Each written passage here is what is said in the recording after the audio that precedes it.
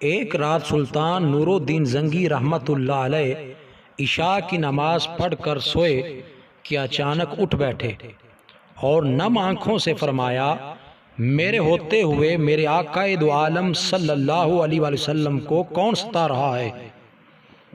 آپ اس خواب کے بارے میں سوچ رہے تھے جو مسلسل 3 دن سے انہیں آ رہا تھا، اور آج پھر چند لمحے پہلے انہیں آیا، جس میں سرکار دو عالم صلی اللہ علیہ وآلہ وسلم نے 2 افراد کی طرف اشارہ کر کے فرمایا کہ یہ مجھے ستا رہے ہیں۔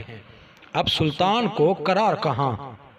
انہوں نے چند ساتھی اور سپاہی لے کر دمشق سے مدینہ جانے کا ارادہ فرمایا۔ اس وقت دمشق سے مدینہ کا راستہ 20 سے 25 دن کا تھا، مگر آپ نے بغیر آرام کیے یہ راستہ 16 دن میں طے کیا۔ مدینہ پہنچ کر آپ نے مدینہ آنے اور جانے کے تمام راستے بند کروا دیے اور تمام خاص و عام کو اپنے ساتھ کھانے پر بلایا۔ اب لوگ آ رہے تھے اور جا رہے تھے، آپ ہر چہرہ دیکھتے مگر آپ کو وہ چہرے نظر نہ آئے۔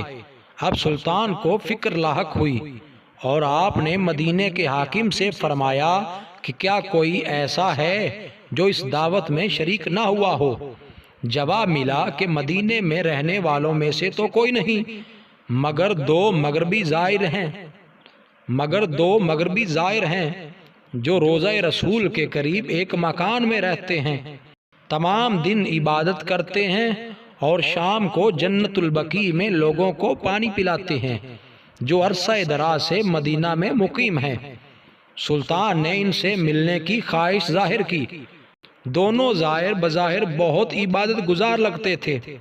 ان کے گھر میں تھا ہی کیا، ایک چٹائی اور 2-4 ضرورت کی اشیاء۔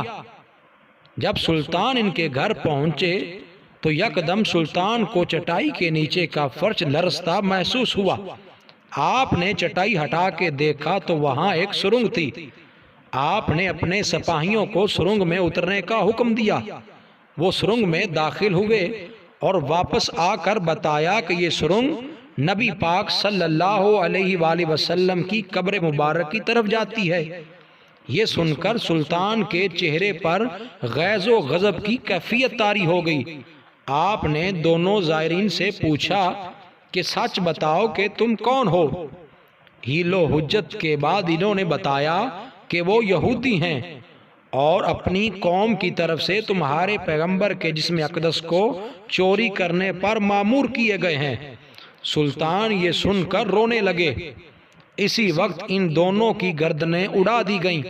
سلطان روتے جاتے اور فرماتے جاتے، میرا نصیب کہ پوری دنیا میں سے اس خدمت کے لیے اس غلام کو چنا گیا، میرا نصیب کہ پوری دنیا میں سے اس خدمت کے لیے اس غلام کو چنا گیا۔ اس ناپاک سازش کے بعد ضروری تھا کہ ایسی تمام سازشوں کا ہمیشہ کے لیے خاتمہ کیا جائے۔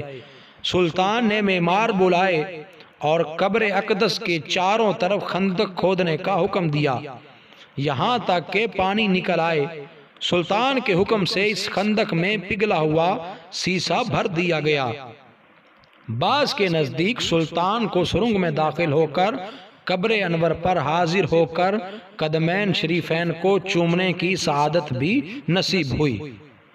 مزید اچھی ویڈیوز کے لیے ساجد ٹی وی پاکستان کو سبسکرائب کریں اور بیل کے بٹن کو لازمی پریس کریں تاکہ ہماری ہر نئی ویڈیو کا نوٹیفیکیشن آپ کو سب سے پہلے مل سکے۔